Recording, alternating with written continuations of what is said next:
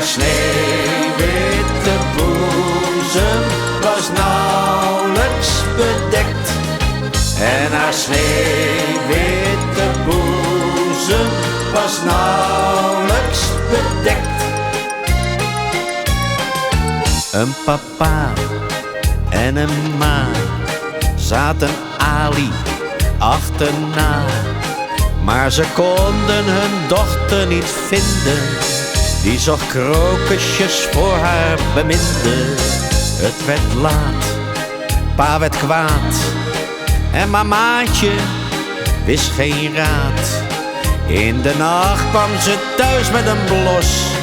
Oh, het was toch zo mooi in het bos.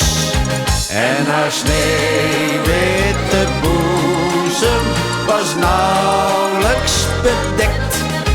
En haar sneeuwwitte boezem was nauwelijks bedekt.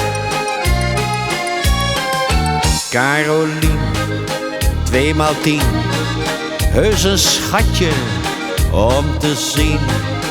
Had haar ouders een dorpje verlaten voor de stad met zijn prachtige straten.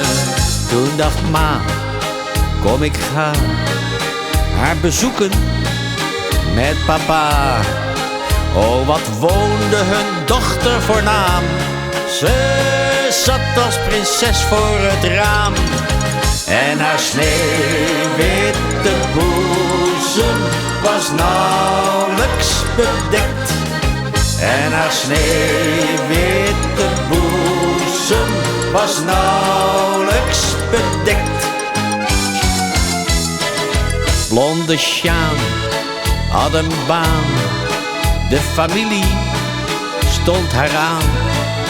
Als mevrouw was verzonken in dromen, kwam meneer steeds met haar nog wat bomen.